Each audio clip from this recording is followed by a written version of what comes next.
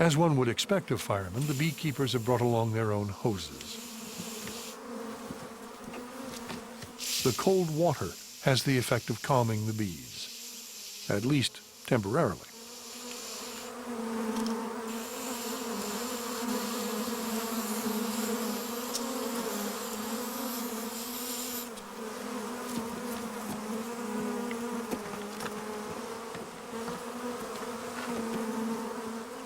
At first, the bees seem to tolerate being shaken into the box. But then they begin to rebel, led by their queen, who has been protected from the effects of the water by a layer of loyal followers. The swarm, with the queen in its midst, rises from the box and continues its journey to a new, unknown destination.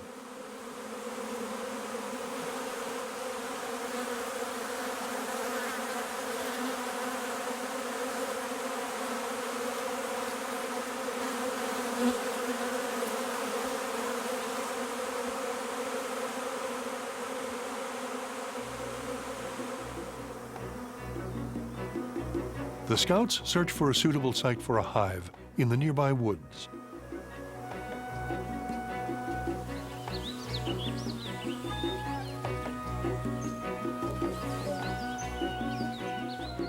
The rotted stump of an old tree seems ideal. A fixer-upper, to be sure, but one with undeniable charm.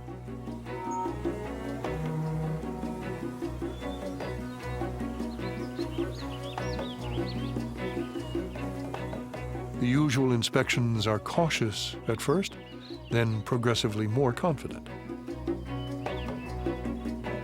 So far, so good. It's empty, it's dry, and it's big enough for the colony. Who could ask for more?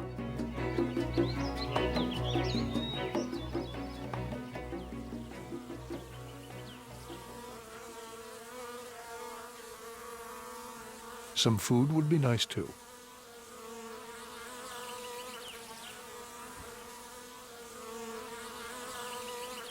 Now that the bees have settled in the woods, they search out honeydew, a sticky liquid containing a great deal of sugar, which they can turn into woodland honey.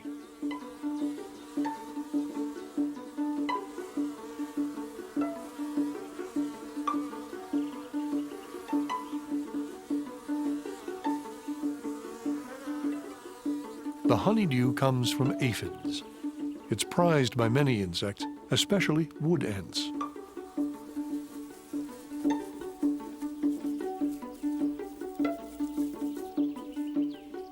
The aphids tap trees to obtain sugary sap, which their bodies turn into honeydew.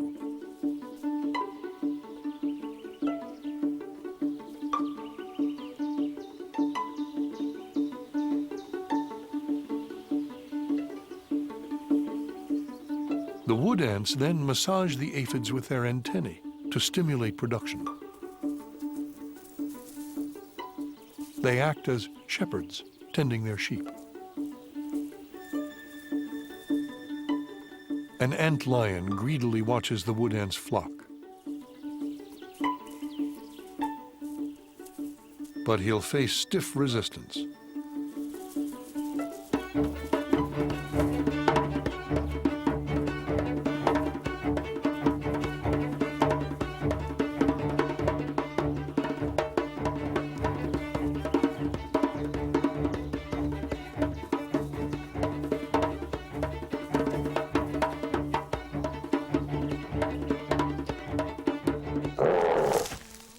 Some poachers are more imposing than others.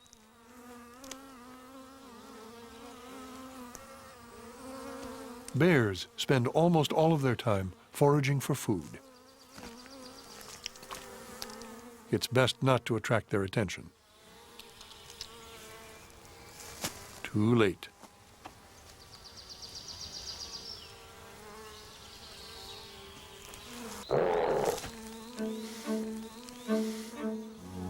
The bear is known for its sweet tooth, and a beehive is irresistible.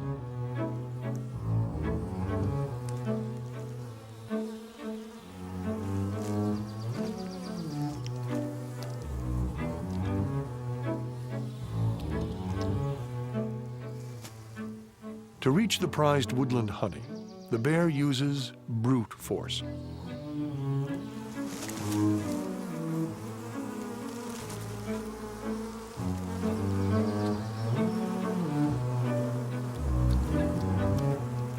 But honey is only one of the attractions.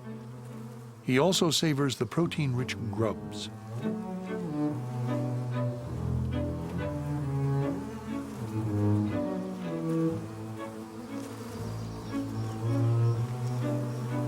The bees desperately defend their hive.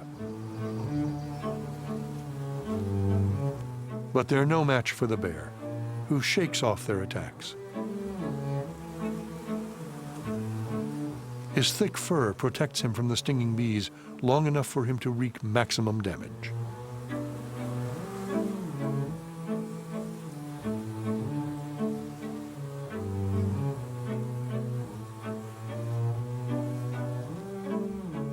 Only when the hive is devastated does the bear decide it's time to move on.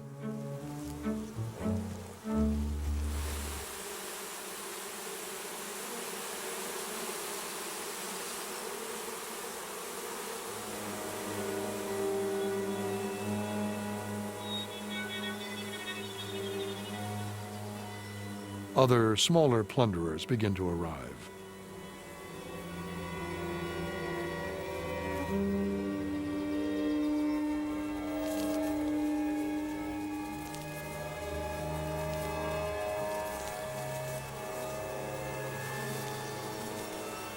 One bee tries to rescue some honey. She's driven away by the ants.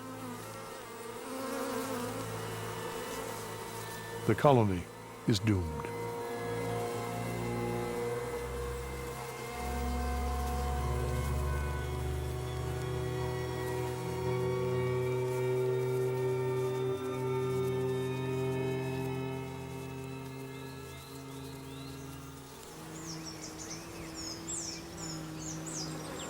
But the original hive is still very much intact.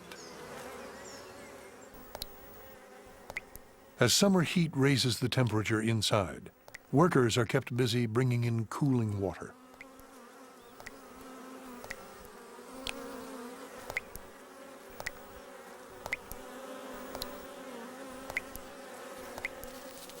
But it's the winter that's the hardest time for the colony. They have only the honey stores set aside in the summer.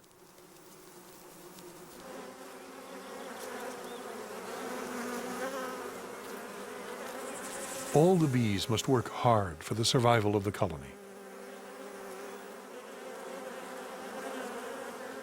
The drones who didn't mate with the queen are no longer needed. They're driven out of the hive to certain death.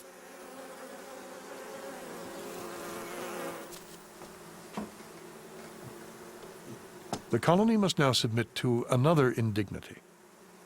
It's time for the beekeeper to take his share of the honey, a kind of rent to cover the cost of the hive and its management.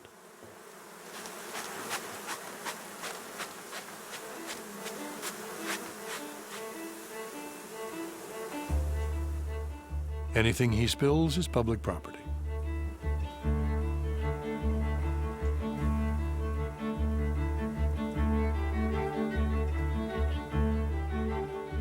But the rent is invariably reasonable, for the beekeeper wants his bees to survive the winter.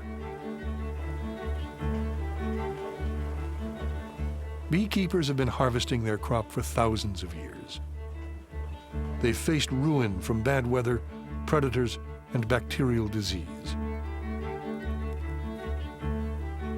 And yet, year after year, a new generation of workers has taken to the air to bring us the taste of honey.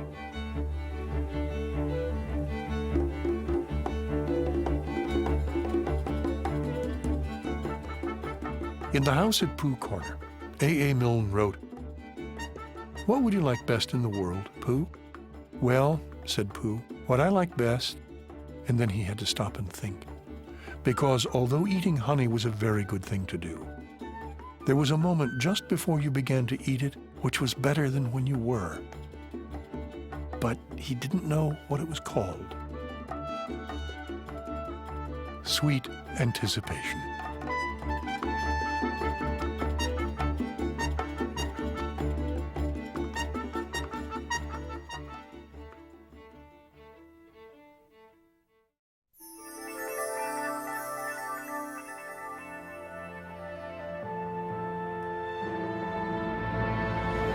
A bee in flight, a mid-air mating, life inside the hive.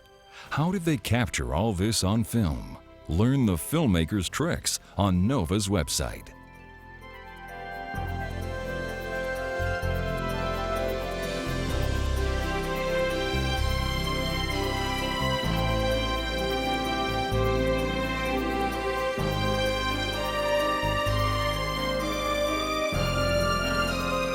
To order this show or any other Nova program for $19.95 plus shipping and handling, call WGBH Boston Video at 1-800-255-9424.